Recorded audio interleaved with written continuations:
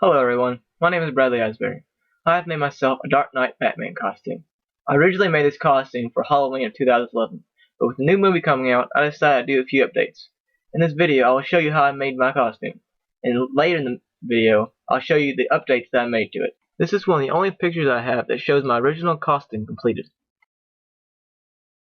I will now begin to show you pictures of how I made the costume with very easily obtainable items. These two pictures show my working stations. They're a little cluttered, but it takes a lot of tools and materials to make a Dark Knight costume. I first bought me a simple one-piece Dark Knight Batman Halloween costume. I then decided that in order for me to make my armor plates, that I would need to trace the ones that are already on the simple suit. As you can see from the photo, I used a piece of glass and a flashlight to shine light through the suit in order for me to trace the armor pieces. This is the result of my tracing. I then cut out all the pieces that I traced, and for good measure I labeled them also. I then traced all the paper cutouts onto cardboard. I repeated this process with every single piece on my suit. I then traced the cardboard onto pieces of rubber, cut out the rubber, and applied the rubber and cardboard together using goop. I then applied goop to the armor pieces that I made and used pressure to adhere them to the suit.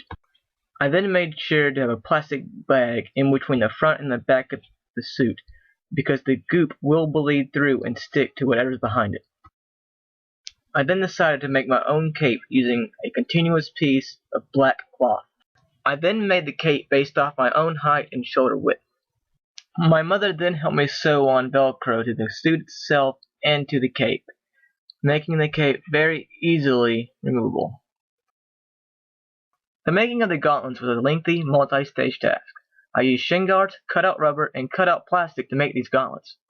After I cut out some rubber according to my own arm, my father helped me sew on Velcro to the gauntlets to make them easily removable.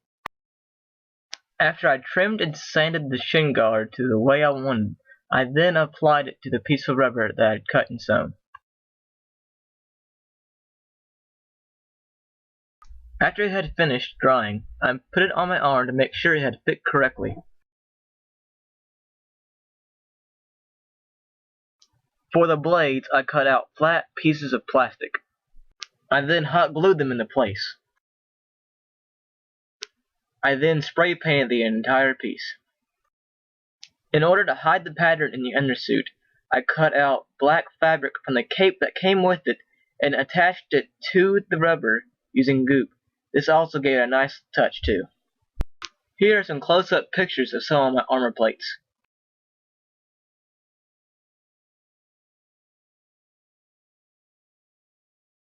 Many of the abdominal armor plates consisted of many layers of rubber.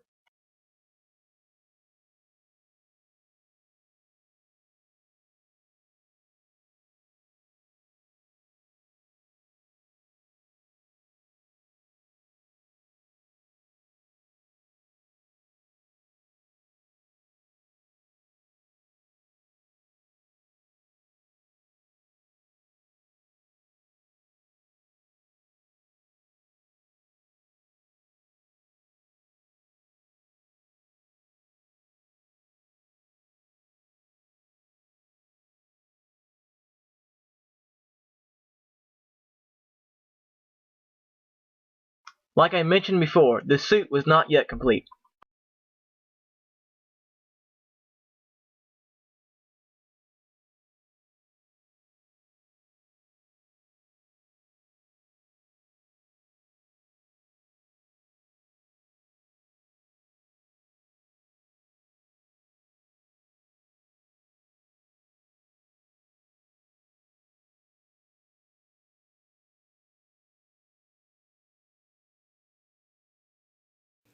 This utility belt is an adult toy replica.